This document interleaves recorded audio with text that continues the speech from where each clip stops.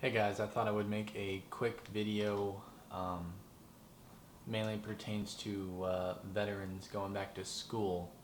But when it comes time, among many other things, you know, um, submitting paperwork well in advance, getting your certificate of eligibility well in advance so you can submit it as soon as you can to the university because it's going to obviously take them a long time to process it and pay your tuition and all that other stuff. You absolutely need to make sure that the university is doing their part. So no one's going to care as much about your career and your education as you do. They're not going to care that you're a combat veteran. They're not going to care that you got meritoriously promoted. They don't care. They don't care that you're a veteran. Yes, it's free money to them for the most part, but they don't really care. You're one in 10,000. It doesn't. They're not going to care. So you have to take matters in your own hands and be proactive. So the issues I've been running into are varied. I had difficulties finding my certifying official, which is basically the head honcho at any given school or university that deals with all the VA stuff. And that person specifically is the one who submits paperwork to the VA so that the VA can pay the school your tuition and pay you your housing allowance and whatever else you might rate. I had issues finding mine, and when I did find that person, they didn't tell me about anything else that was needed of me. Neither did the school's website. So no one told me I had to fill out a residency form with my intention to be a resident, even though as of 2014 or 2015, it became a federal law that all veterans get in-state tuition. It's a federal law. It's not a choice. It's not something I have to opt in. It's not something I have to let someone know I'm going to do. I rate it. It's owed to me. It's a federal law. I shouldn't have to go into this. It seemed like a pretty straightforward thing, and I was well aware of it before I went to school and enrolled and all that good stuff. But for one reason or another, the university that I'm at had no idea, so they decided to bill the VA for out-of-state tuition.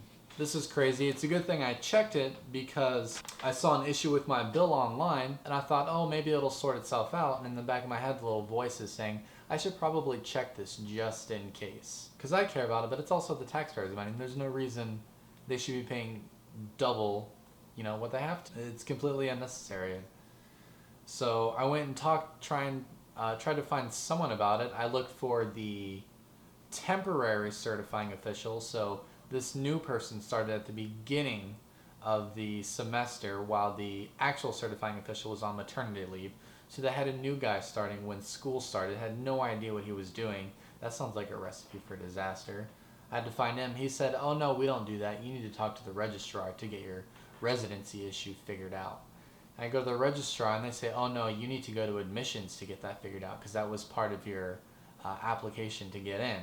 So okay, I go to admissions and I finally get someone who seems to care a little bit, and I told them my issue and they told me that I had to fill out this form to claim my residency, and I made it extremely apparent to them that that shouldn't be necessary, that it was a federal law, but I went ahead and did it anyways because I'm already there. I may as well have the paperwork to give to them. But it just seemed really silly to me that they weren't on the up and up about it, even though they're a well-known public university. They had no idea. So no one's gonna care about your success and getting all your stuff taken care of more than you.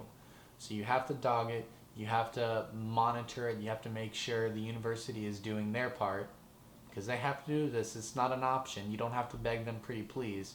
You give it to them and say, here, do this because it's your job and because I rate these benefits, according to the federal government. If I hadn't went and checked that, I would have been charged out-of-state tuition, which is double.